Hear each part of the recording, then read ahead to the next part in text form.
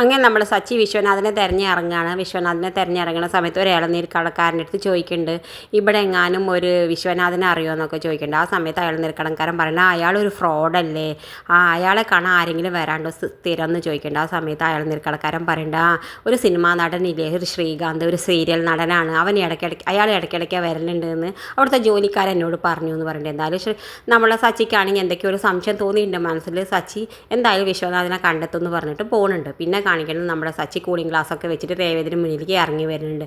രേവതി ഇത് സച്ചി പെട്ടെന്ന് കൂളിംഗ് ഗ്ലാസ്സൊക്കെ വെക്കുന്ന സമയത്ത് നമ്മുടെ രേവതി ഞെട്ടുന്നുണ്ട്. എന്തായാലും നേരെ ചെന്നിട്ട് നമ്മളെ രേവതിക്കും വെച്ച് കൊടുക്കുന്നുണ്ട്. രേവതിയാണ് അമ്മയുടെ അടുത്തും ദേവുവിൻ്റെ അടുത്താണ്.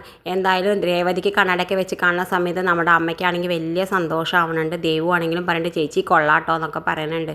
ആ സമയത്ത് ദേവു ചോദിക്കുന്നുണ്ട്, എവിടെ നിന്നാണ് സച്ചേട്ടൻ ഈ കണ്ണട എന്ന് ചോദിക്കുന്ന സമയത്ത് സച്ചേട്ടൻ പറഞ്ഞു കൊടുക്കുന്നുണ്ട്, ഇതാ ഒരു കന്നഡക്കാരത്തി മാഡം വന്നിട്ടുണ്ട്, അവരെനിക്ക് തന്നതാണ്, രേവതിക്കും അവരാണ് തന്നത് എന്നൊക്കെ പറയുന്നുണ്ട്. ആ സമയത്ത് ദേവു നോക്കട്ടെ ചേച്ചീനെന്ന് പറഞ്ഞിട്ട് ഫോട്ടോ ഒക്കെ കാണുന്ന സമയത്ത് നമ്മുടെ നീലിമയാണ്. എന്തായാലും നമ്മുടെ ദേവു മനസ്സിലാക്കുന്നുണ്ട്, ഈ നീലിമയാണ് നമ്മുടെ സുധിയേട്ടനെ പറ്റിച്ച് പോയത് എന്നൊക്കെ പറയുന്നുണ്ട്. എന്തായാലും നമ്മുടെ സച്ചിയേട്ടനോട് പറയുന്നുണ്ട്, ഏട്ടാ ഈ മാഡമാണ് നമ്മുടെ സുധിയേട്ടനെ പറ്റിച്ച് പോയത്, കാശൊക്കെ അടിച്ച് മാറ്റിയിട്ട് പോയത് എന്നൊക്കെ പറയുന്നുണ്ട്. എന്തായാലും നമ്മുടെ സച്ചിക്ക് ദേഷ്യം വന്നിട്ട് നേരെ ചെല്ലുന്നുണ്ട് നമ്മൾ നീലിമയുടെ അടുത്തേക്ക്. നീലിമ വാതിലൊക്കെ തുറക്കുന്നുണ്ട്. സച്ചിയെ കണ്ട സന്തോഷത്തിൽ നീലിമ വാതിലൊക്കെ തുറക്കുന്നുണ്ട്.